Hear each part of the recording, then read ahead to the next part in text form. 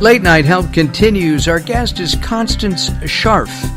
She is Dr. Scharff, a Senior Addiction Research Fellow and Director of Addiction Research at Cliffside Malibu here in California.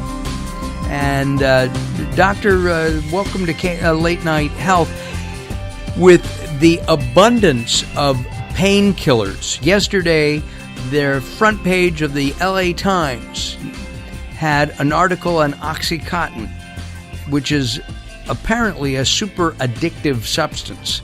Yes. And people are taking it and their bodies get used to it and they need more and more to take care of the pain that they have. And now we find that if people smoked a little pot once in a while, the pain goes away and we won't lose as many people to ODs. That's what we're finding, yes, absolutely. I was listening, I mentioned this earlier in the show, I listen to old-time radio dramas. Mm-hmm. And I was listening to Dragnet. Okay, I don't know if you remember Dragnet, but I've seen it, yes. Okay. So they were talking about marijuana, and some kids in high school or maybe in college were smoking some pot. And what's Detective Webb, Sergeant Webb, Jack Webb. Sergeant Friday, Jack Webb, says to the kids, don't you know this is a gateway drug to the hard stuff, heroin. I think he may have called it horse.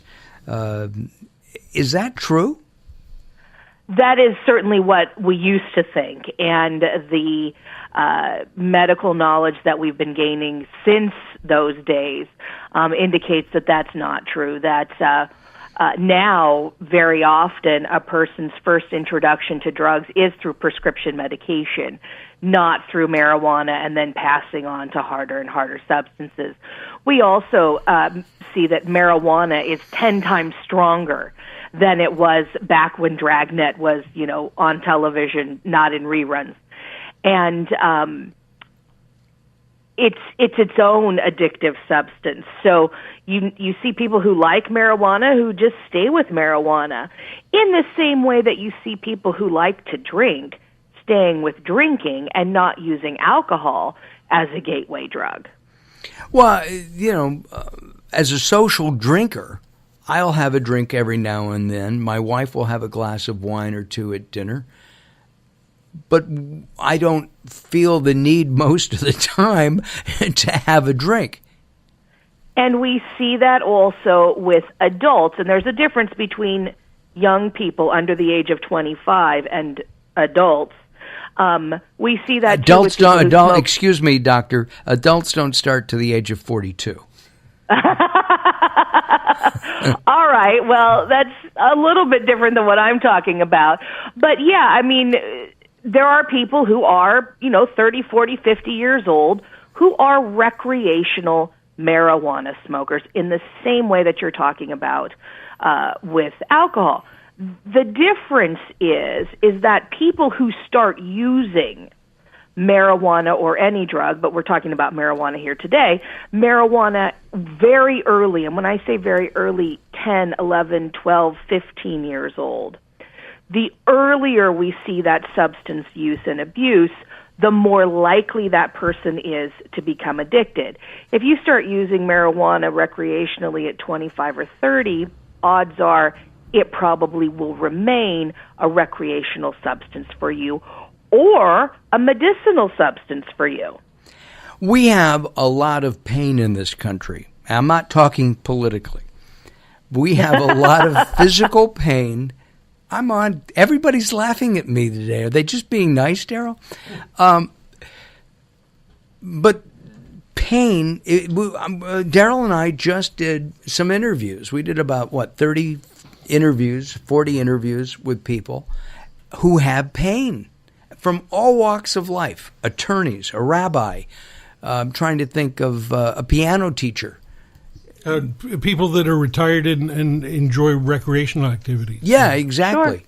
Right? I mean, all kinds of people, but they all suffer from some kind of pain and are looking for something to get rid of it so they can get on with their lives. So let's talk about pain.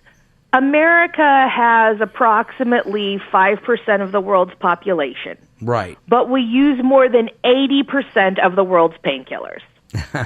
We don't have 80% of the world's pain.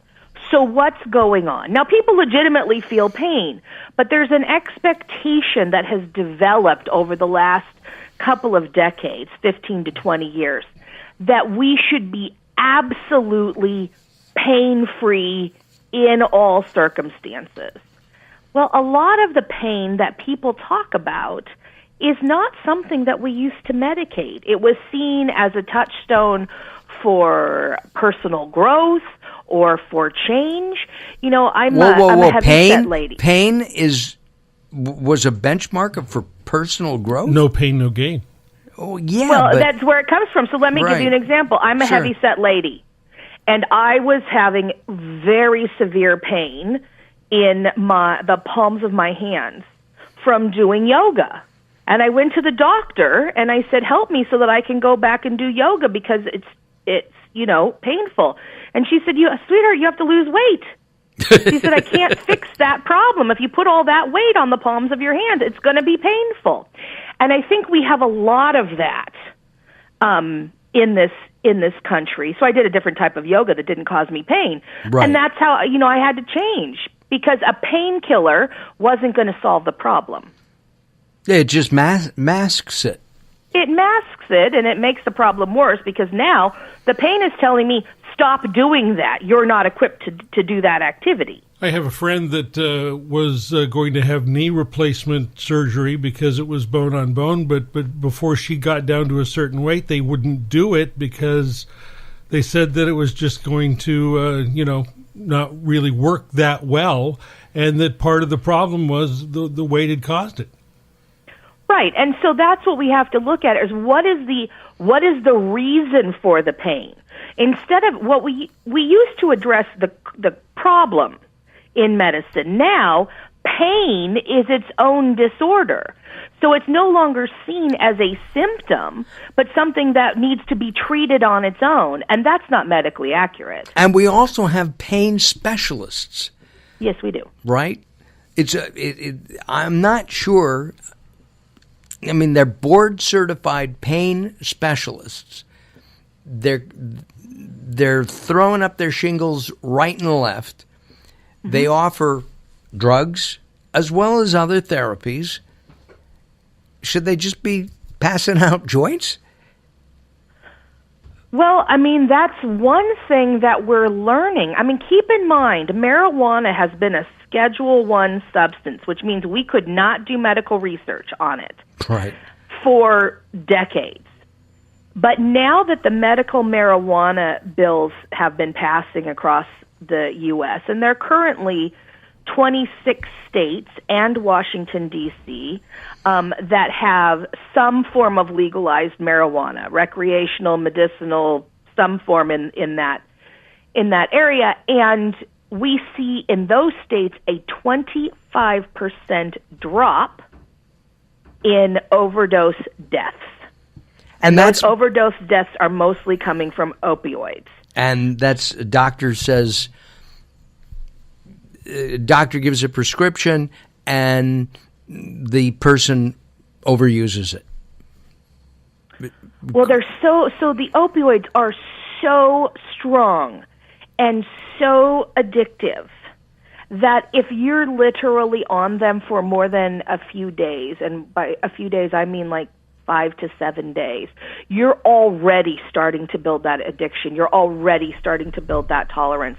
And so, you could have a small dental procedure, and it used to be that the doctor would give you a month's worth of painkillers. Right. That is absolutely enough to start an addiction.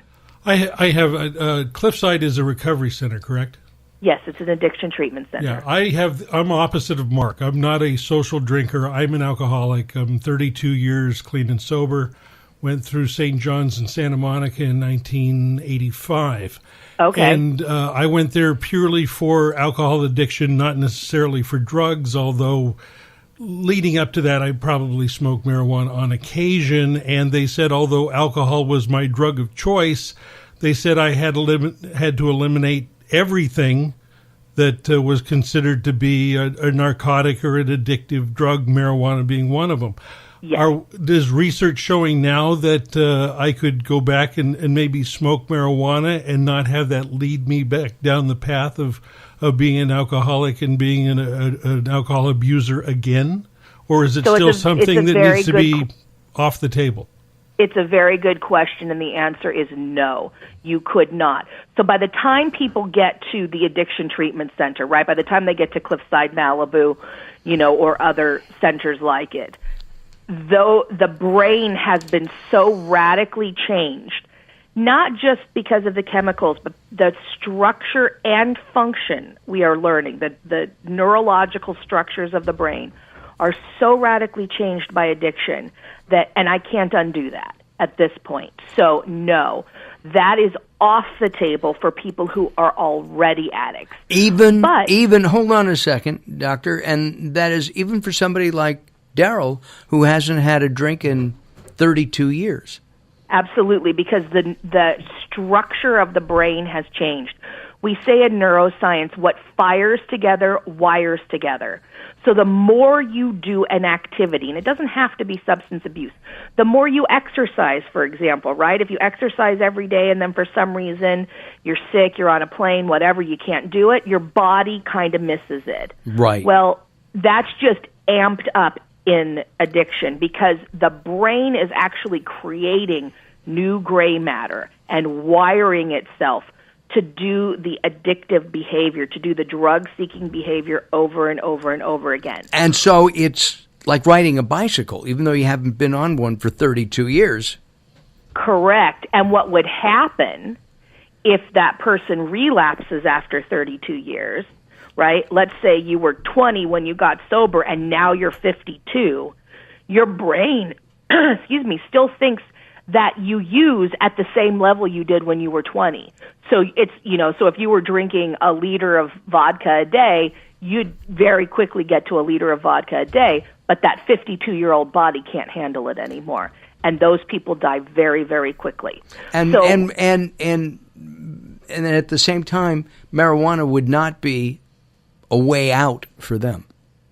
No, but what it is a way out for is it's an alternative to those people who have not already engaged in the addictive process or who are not so, who may be starting to form an addiction, right? Mm-hmm. But who are not far along enough in the process that marijuana could be a great alternative. There are lots of alternatives to opioid medication, including deep breathing and back to your yoga. Listen, doctor, we appreciate your joining us. We've been talking with Constance Scharff, PhD, Senior Addiction Research Fellow and Director of Addiction Research at Cliffside Malibu. We'll have more on our website at latenighthealth.com. Look under Constance Scharff for information on Cliffside. We'll have a link to the website. And happy holiday to you and your family, Constance. Thank you very much. All right. I'm Mark Alyn. Coming up next as we wrap up our show, Robert Clancy as we speak about hope. Don't go away. More coming up.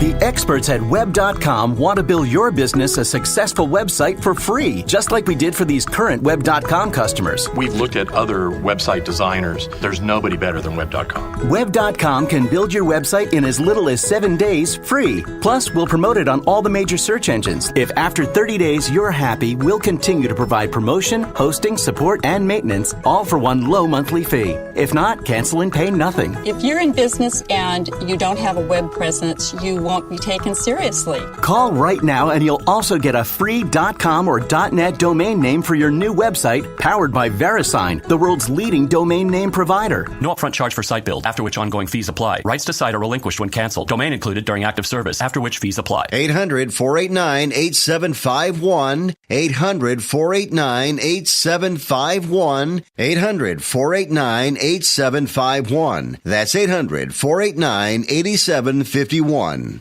Attention users of the blood-thinning drug Xarelto. If you took the drug Xarelto and experienced complications such as cerebral hemorrhage, gastrointestinal bleeding or other internal bleeding, or if a loved one has died after taking Xarelto, you may be eligible to get a cash award for your suffering. Call the Xarelto Help Hotline now at 1-800-264-3150. That's 800-264-3150. To qualify for a cash settlement, you must file a claim before the deadline, so don't miss your opportunity for a cash settlement. Call 800-264-3150 now for a free, no-obligation consultation. Our call center is open 24/7. So if you took the drug Xarelto and experienced cerebral hemorrhage, gastrointestinal bleeding, or other internal bleeding, or if a loved one has died after taking Xarelto, call the Xarelto Help Hotline now at 800-264-3150. 800-264-3150. That's 800-264-3150.